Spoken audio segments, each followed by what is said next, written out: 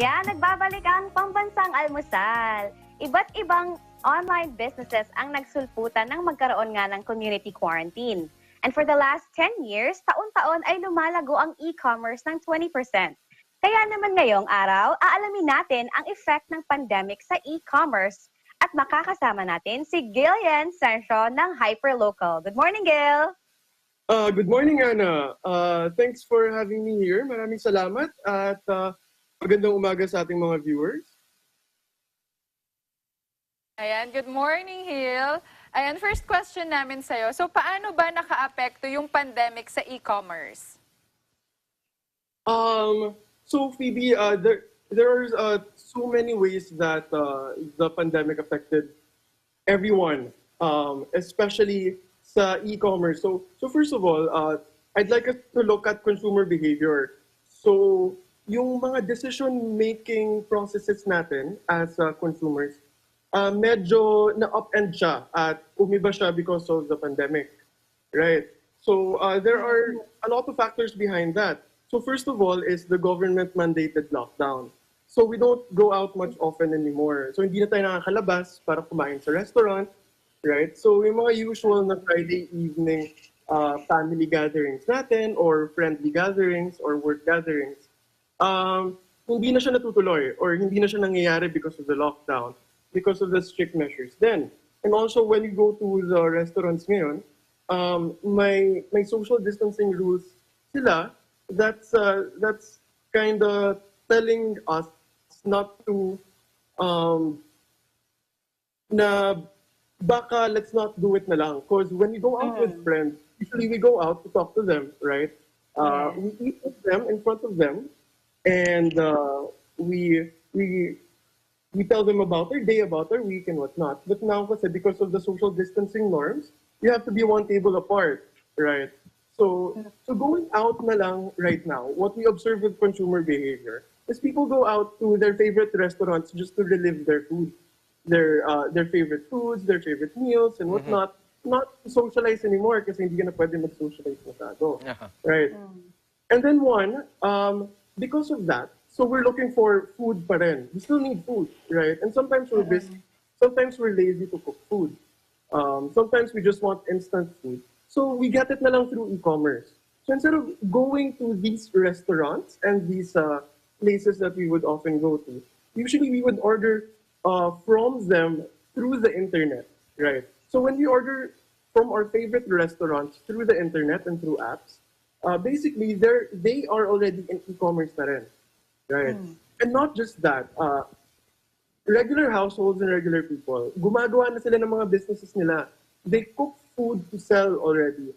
They create businesses from their kitchens and from their households to sell on social media. Because of course, marami ring nawalan ng trabaho, right? And people have to earn a living, either through reselling or creating their own goods. So, Gail, this is Ben. Do you think this is the right time for many people to venture into e-commerce, and why do you think this is the best time? Ben, yes. This is the right time because mainly people spend more time on social media and people spend more time on the internet. That's very important because we need people to see what we're selling, right? We need people to be aware. And second, actually, tying that to my previous answers, kanina, is we don't get our usual needs na from going out. We have things delivered na lang, right? Through all of these other platforms, we get our daily needs delivered and even our meals and our dinners, our breakfasts and our lunches delivered through e-commerce. Right, and we're talking about online platforms that you mentioned earlier, Gil, no? So, Yes. like you said, marami na mga Pilipino ang gumagamit nga nitong mga online platforms para bumili ng mga pangangailangan nila. So, what would you think or what can you advise? Ano yung mga dapat na ma-improve ng mga businessmen or yung mga online sellers sa kanilang online presence? Okay, so we have some tips pagdating sa mga baguhang SMEs when they want to enter the e-commerce market, right? Because on the internet kasi, on Facebook, on Instagram, and basically, kung paano ka nagbebenta sa e-commerce websites, tsaka sa internet, it's very visual, right? So when you go on the internet and then when you go through all of these channels, the experience is visual. So una-una, you have to get your branding good. You have to make sure that all of your channels are taken care of. Okay? And lastly, dapat yung presentations and photos maayos tsaka maganda. Okay, so what do I mean with branding? So this is how you present yourself and your business to the world. That's your brand. That's your logo. It can be your logo, your color scheme. It can be the tone of voice na business mo. It can be your personality as a business, right? How you talk to your customers, how you create your advertising material, even to the point na how you create your posts and how you create your images. That has to do with branding. So when people remember your brand, for example, you make sushi bake. Sobrang uso na ng sushi bake ngayon, di ba? So Martha's sushi bake. So we want our customers na every time they think about or they want to buy sushi bake, ang unang may isip nila is Martha. Martha's sushi bake from down the street or from your community, right? So that's how branding is very important for recall and rebuyers. Kasi maraming mga bumibili na out of curiosity lang, you know me, and people, oh, this looks good, let's buy it. All right, and then later on you're gonna forget about it, and then you buy the next new thing, right? So sometimes that becomes unsustainable for both buyer and seller, right? So for a really good communication strategy would also help that na people keep on buying from you again and again, and then you have the same customers again and again and again. So medyo self-explanatory na yung presentation and photos. So take really good photos of your food, right? Take really good photos of what you're selling, or present yourself in a way na when people see you on Facebook or on all of these platforms or on advertisements, you're gonna be like, oh wow, that's a pretty sushi bake, or that's a pretty ube pandesal, right? So when you look at it, you'd want them to buy it na agad. Right. So these are the stuff that you have to think of when you want to go into e-commerce right now. So, ibig sabihin, parang once na you presented your product, na ikaw mismo talaga, bibilhin mo rin na parang gusto mo rin kainin, di ba? Kahit hindi nila naaamoy, kahit hindi pa nila natitikman, pag nakita nila, parang naamoy na nila kung gaano kabango at parang natitikman na nila talaga. Exactly. So, ganun siya ka-importante. Yes. Yes, kung po pwede nga lang, when you take the photos, may mga usok pang lumalabas right? Maamoy mo na siya. Oo. So parang kailangan talaga very visual tayo when it comes to our presentation. So anyway, Gil, you planned a platform that enables peer-to-peer marketplace. What are the advantages of micro-commerce within communities and between households? Ano ba yung ibig sabihin yan? Okay. So, meron kaming dine-develop na platform ngayon. It's called Hyperlocal. So, what we mean by peer-to-peer is that users would sell to each other, right? Kasi sa karaniwang e-commerce marketplace ngayon, it's a one-way street between users, between sellers and buyers, right? So when you log into various e-commerce platforms, like the big ones, the big names, right? What happens is you're automatically a buyer, right? And then you have to take a few extra steps for you to be a seller as well. May link pa dyan somewhere na may seller center, and then you do a very, very lengthy registration process para lang mag-sell ka. With peer-to-peer selling, you only need one platform and one dashboard for both buying and selling, right? So all buyers are sellers and all sellers are buyers too.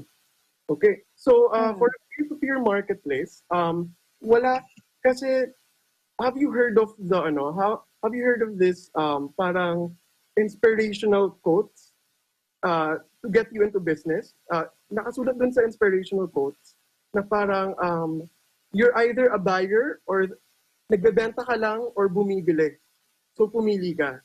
Right. So we think na pag nagbebenta tayo yung lamado, at pag tayo yung bumibili, tayo yung dehado. right? Kasi tayo yung gumagastos eh, di ba? Tapos kung tayo nagbebenta, tayo yung lamado kasi sa atin pumupunta yung pera. So with the peer-to-peer marketplace, um, we balance the playing field where we encourage the sellers to buy from their community too. And we encourage the usual buyers to try selling whatever they have been. Because everyone has something to offer, diba? Right? Everyone has at least one dish that they're good in. Right? Why don't we try selling that too? Diba? We give that opportunity to them. And another interesting thing is, this is something new. You buy and sell within households and within your community, right? I have a question lang for Ben and Phoebe. Have you guys noticed na may mga Facebook groups or Viber groups na buy and sell, right? Yes. Member ako ng Binondo. You know, the buy and sell. Yeah.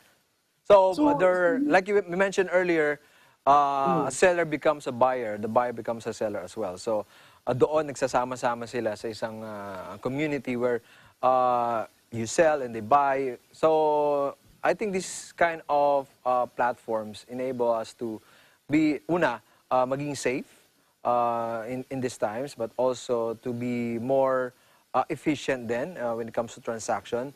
And this really helped yung mga tulad natin na talagang has no more time to go somewhere and buy things. Just go online and buy these things. Ayan, may mga nagko-comment lang, Hill, no? Ano yung kaibahan ng peer-to-peer na ito sa barter? Sa barter, okay. When it comes to barter, you exchange goods and goods as well. That's the idea of barter, right? Like for example, meron akong lumang PS4, tapos meron kang iPhone 10, right? Yeah. Or iPhone 11, wala atang 10. So mag-exchange tayo. Yes, oo. Yes. So, sawa na ako sa PS4 ko, sawa ka na sa iPhone mo. So, exchange tayo sa barter. When it comes to peer-to-peer marketplace, right, iisa lang ang dashboard ng both seller and buyer, right? Pero they can transact however they like. Actually, if they wanna barter as well, they can barter. Pero cash basis tayo sa app, yeah. Like, you're gonna present your price, and then pwede silang mag-chat sa chat function. Tapos, mare, pwede bang barter na lang? Right. So, you can even sell, kung gusto niyo, mag-dinner exchange kayo. Right? Your family, you make really good, for example, caldereta. And you have a neighbor down the street who makes really good lasagna. Right? I-barter niyo yun para maiba lang yung putahe for tonight. Right? Pero Why it don't you doesn't have- mean na lahat ng communication natin ay barter. So, we can pay as well din kapag like wala kang iba barter, possible din 'yon. Yes, totally. Actually, ang default natin is cash. Cash. Cash, just like any economic activity. Pero if the users want to talk to each other and create a little arrangement between them, hindi naman namin yung pinagbabawalan. Right? Oo. And if I may add lang, pagdating sa marketplace, like sabi nga ni Ben, na member siya ng Binondo Facebook buy and sell group, right? Hyperlocal is actually like that too, right? When you're trying to sell on Viber and Facebook groups, usually when you post something, after a few seconds, wala pang minutes, natatambakan ka na, right? So ang dami ng mga bagong posts, and then usually for your posts para umakyat, magko-comment ka ng up, right? Medyo annoying siya, and usually if you're the Ikaw pala yun. diba? Kung may makita kang masarap, and then maya-maya mawawala na siya, magsa-scroll ka ng sobrang tagal, and you're gonna be like, oh, what's this? Nasaan na siya? Right? Have you guys experienced that? Yes. Yes. Yes. Are you also guys members of like neighborhood buy and sell groups, like Village, no? Yes. Yes. Yes. With the new app we're developing, that's actually also one of our main targets, neighborhoods, right? So when you open the app, you're gonna see a map interface agad, right? And then on that map interface, you're gonna be smack in the middle. And then you're gonna be seeing your neighborhood around you. So you're gonna see the pins kung sino yung mga neighbors mo down the street or across the village na nagbebenta rin. Yes. So, isipin mo na lang, makakatipid ka sa delivery. Kasi Oo hindi nga, mo kailangan ilalong from Quezon City if you live in Parañaque, right? Same day delivery mo, which is like 150 pesos. Right? So, why don't you just buy from your neighbor instead down the street? I'm sure naman someone selling really amazing items there, right? So, also payment methods. You can just abot mo na lang yung cash, and plus, if you wanna pick it up, just walk na lang, and makakapag-exercise ka pa, di ba? So buy from your community and develop your community as an economy. Oh, that's nice. So parang it's empowering the community as well. So like for example, hindi ko na kailangan maghanap ng masarap na sushi bake, no, kung nasa Pasay pa yan, 'di ba? Or nasa Makati pa yan. Nasa mismong area na lang siya. Lagi ko naririnig It's a yan, very hindi ko pa nice natitikman idea. yan. Maghanap tayo sa online. Within the community Yes. natin. Well, Gal, maraming salamat for this new way of venturing into business, and also sa mga kapambansa natin na mahilig mamili, they have other option. Any message to all our viewers and also mga kapambansa who also want to venture in this kind of business din? Right now, the message is it's time for us to bounce back na. It's time for us to regain our footing. Ang gulo na ng past few weeks and ang gulo na ng past few months, and a lot of our lives have been upended, and ang daming challenges talaga, both economic, social, mental health as well, right? And all of these challenges, cabin fever and everything. So it's time for us to bounce back, to gain our footing, exercise every day, and try to create a little SME that you can be proud of. Try to create something that you can put a part of your soul in and a part of yourself in. And try to promote that to your friends and family and sell it. You know, there's no other way to know but to try, right? And lastly, last comment ko lang, is it's not just about resilience. It's also about versatility. So first, you have to be resilient for the first wave of horrors of the challenges.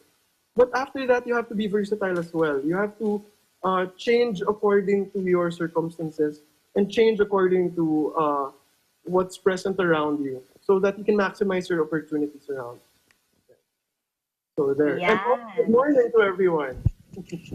Thank you so much, Gil. Napaka-informative ng ating discussion today, no? And aabangan natin yung hyperlocal. All right. Thank you so much, Anna. Ayan, thank you so much. Kuya Ben and Ate Ana, sa susunod magkakaroon tayo ng sarili nating barter dito sa Pambansang Almusal, ha? Oo. Ano bang, for sure, magkatuparan na yung mga pinag-joke natin dito na mga pagkain. oo nga, and we really have to think, kung gusto nating mag-business, di ba? Someone we can be proud of, sabi nga ni Gil kanina. Thank you again. Stay safe, All right. Gail. Yes. Yes. Stay safe then. Bye-bye. Ayan,